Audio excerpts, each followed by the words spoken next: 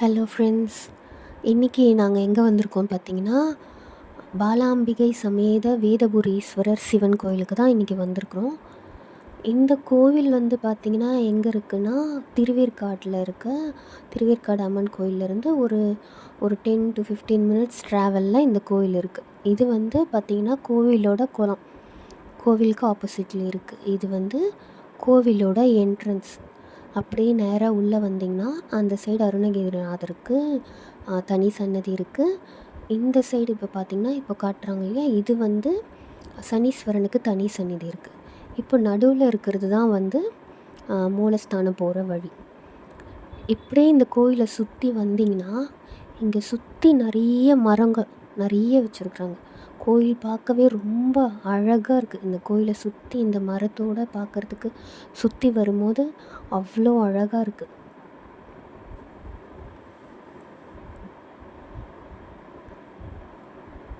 அப்படியே கோயிலை சுற்றி நீங்கள் வரும்போது இந்த சைடில் வரும்போது இந்த கோயிலோட ஸ்தல விருட்சம் இருக்குது. சரிங்களா, இதுதான் அந்த கோயிலோட இது ஒரு சைட் ஆஃப் வியூ.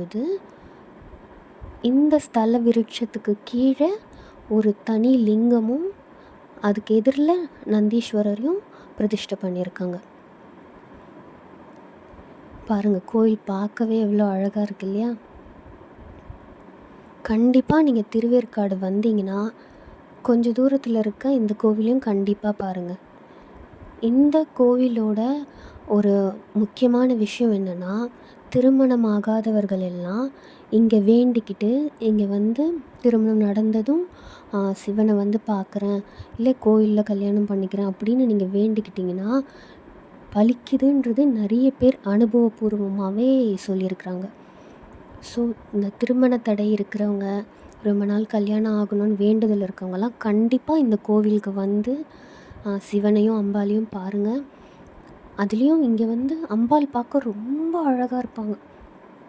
அது வந்து நீங்கள் பார்த்து உணரும் போது உங்களுக்கு தெரியும், ரொம்ப அவ்வளோ அழகாக கலையாக இருப்பாங்க. இது என்னோடய ஃபஸ்ட்டு லாங் வீடியோ இது. ஸோ இதில் ஏதாச்சும் நான் தப்பு பண்ணியிருந்தேன்னா தயவு செஞ்சு மன்னிச்சிடுங்க. இதுதான் கோவிலோட என்ட்ரன்ஸு. இங்கே இருக்கிறது சனீஸ்வரனோட தனி சன்னதி. மூலஸ்தானம் உள்ளே எடுக்க முடியாது, ஸோ அதனால் நான் வெளியிலேருந்தே காட்டுறேன். இது ரொம்ப பெரிய கோவிலும் இல்லை, ரொம்ப சின்ன கோவிலும் இல்லை. ஆனால் ரொம்பவே அழகாக இயற்கையாக பார்க்க அவ்வளோ அழகாக மனசுக்கு அமைதியாக இருக்கிற மாதிரியான கோவில். கண்டிப்பாக நீங்கள் திருவேற்காடு வந்தால் இங்கே வந்து கண்டிப்பாக பார்க்கணும். இதுதான் மூலஸ்தானம் போகிற வழி. இது புதுசாக கட்டின கோவில் இல்லைங்க, பழங்காலத்து கோவில் தான். சிறப்பு வாய்ந்த கோவில், கண்டிப்பாக பாருங்கள்.